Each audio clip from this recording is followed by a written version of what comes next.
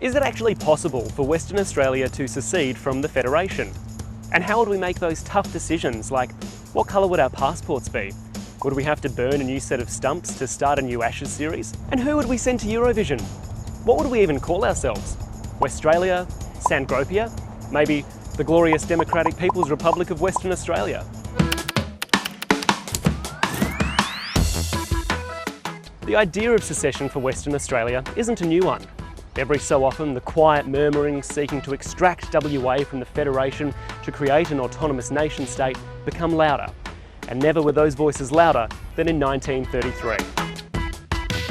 Western Australia showed reluctance to be a part of the Federation right from the beginning. The state was reaping rewards of intercolonial tariffs and would lose this cash upon Federation. But the 1900 referendum saw the people of WA vote to join the Union. The Great Depression and loss of tariff revenue hit WA hard, leading to the formation of the Dominion League, a secessionist movement demanding a state referendum vote to leave the Commonwealth of Australia. Held in 1933, a two-thirds majority of West Australians voted to secede, although that was only around 140,000 people. The referendum was held simultaneously with the state election, which ironically saw the pro-secession party voted out.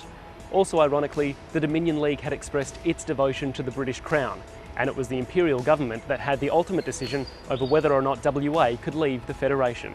Here we get into a whole lot of complicated legal stuff, including the fact that the Constitution refers to Australia as an indissoluble federal commonwealth under the Crown. But basically, the British government was reluctant to interfere with the internal affairs of its dominions, and upon considering the proposal, couldn't support it because it wasn't in the interests of the entire population of Australia. The case for secession had failed. Should all Australia be forgot? Should we forsake our kind? And why indeed should we secede for the sake of old lang syne? In 1974, mining magnate Lang Hancock founded and bankrolled the Westralian secession movement. He believed the best government is the least government, and resented interference from the federal government in taxes and tariffs. He believed the rest of Australia was leeching off WA's mining industry. But West Australians were enjoying boom times, with a surging economy, and the secession calls faded.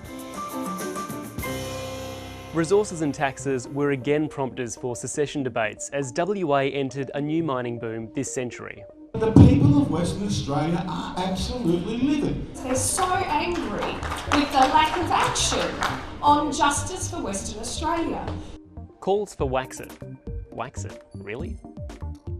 Gained momentum as discontent over WA's share of the GST prodded at the fair shake of the sauce bottle nerve. Western Australia carries the nation. We carry the nation. It's a fact.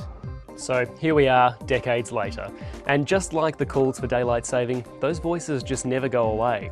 Buoyed by WA's strict border controls during the pandemic, a new secession party will be out on the hustings come the next WA state election. We like this take on it by WA band Dennis Committee. We've got the beaches, we've got the mines, we live our life 3 hours behind. Wax it! Is this the new national anthem? Anyway, if we did have majority support in WA and Australia, and if we did have a referendum...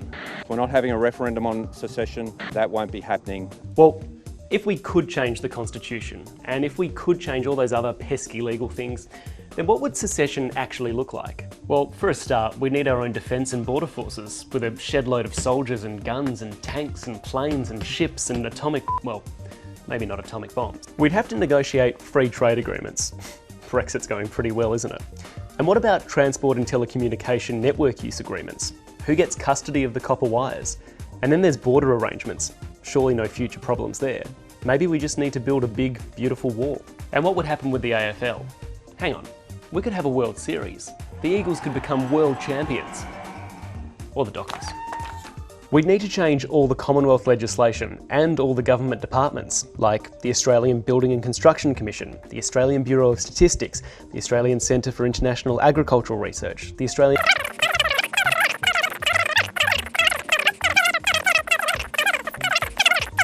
the Workplace Gender Equality Agency, and WSCA Co Limited. And would there be a Western Australian Broadcasting Corporation?